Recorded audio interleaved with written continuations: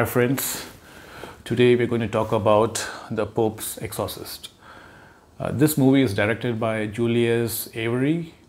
I watched a couple of movies of his, the first one being Overlord, which was very enjoyable. It was a Nazi, zombie, apocalyptic kind of a movie and had good fun watching it.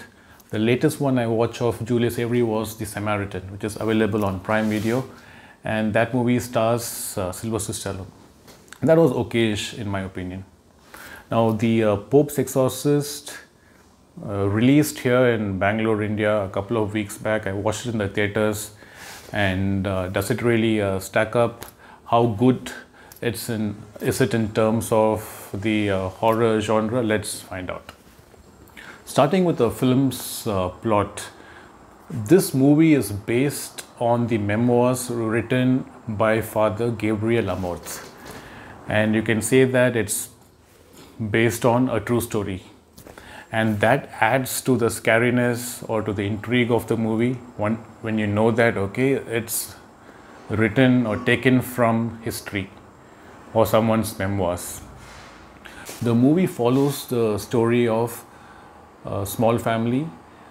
There's Julia, the mother, played by Alex Esso, and then there's her daughter who's rebellious, called Amy, played by Laurel Martin, and then there's her son Henry, who's undergone a recent trauma, and that character is played by Peter D'Souza. And their journey starts when they go to Spain, and they try to renovate a church that was left behind to them. And this is where it all starts. Now there are evil things murking in the church, in the basement. There's some deep secret hidden in that particular building, and soon enough the boy Henry gets possessed. And now you enter the star of our movie over here. He is Father Gabriel Amorth himself, played by Russel Crowe.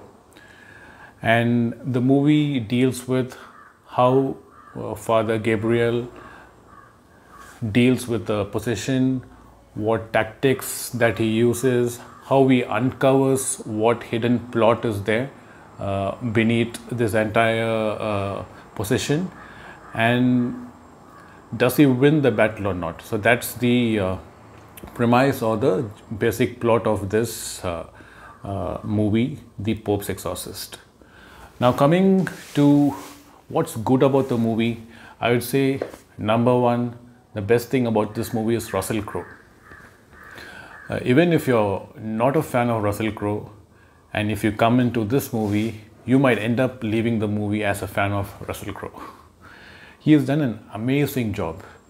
He is brilliant in the way he emotes. The humor is superb in this movie, and Russel Crowe, as playing Father Gabriel Amorth, has a lot of fun in this movie. That's number one. The best part of this movie is Russel Crowe. Now, the second good thing about this movie is Russel Crowe's interaction with Father Esquivel, played by Daniel Zovato. Now this is like the typical hero and his sidekick. So Father Gabriel along with Esquivel, they go through a series of situations which goes into the inner dwelling, what drives each person, what are their deep in the innermost fears. So those kind of things come out when both of them interact. And again, the interaction between these two is not completely serious. There are elements of humor well timed, okay, that it resonates with the audience. So number two, the interaction between Russel Crowe and his sidekick Father Esquivel, that's a highlight in this movie.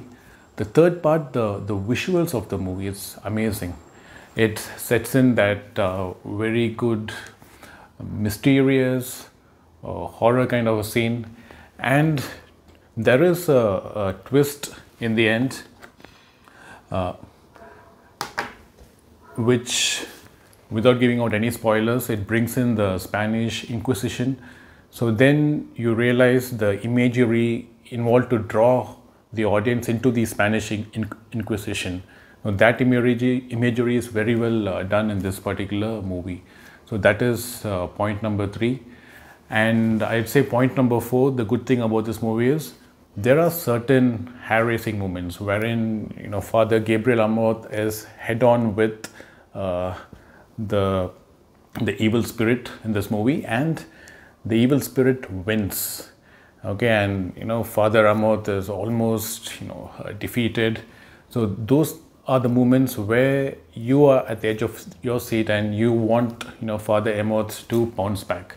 So there are a few moments like this which are hair-raising, and you will enjoy that about this movie. Now, what could have been better about the movie? I feel one of the things is that the main ghost, the boy who was possessed, was not very convincing. And imagine movies like The Exorcist or even Conjuring. I think there one of the main factors of the horror is not just the jump scares, but the actors playing that possessed role. That's where I feel here it was not very convincing. That could have been a little bit better. And the visual effects were very good most of the part, but there were few places in the movie where the special effects could have been better, especially during the climax and the final showdown between Father Gabriel Amorth and the evil spirit. I think that one could have been done a little bit better, and maybe the script was too rushed, especially towards the end. It could have been maybe better, more engaging. But overall, I feel the pluses are more than the minuses. You should go into this movie not expecting a classic horror movie.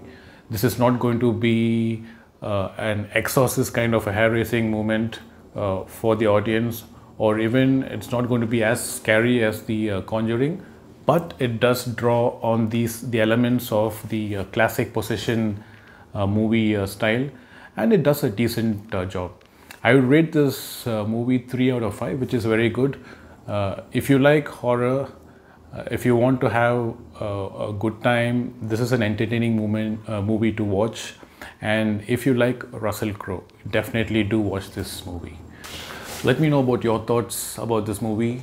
Did you watch it? If so, did you enjoy it? What could have been better? What did you think about Russel Crowe's performance? Do drop in a comment, and also please like and subscribe. I'll see you again in the next review. Thank you. Bye.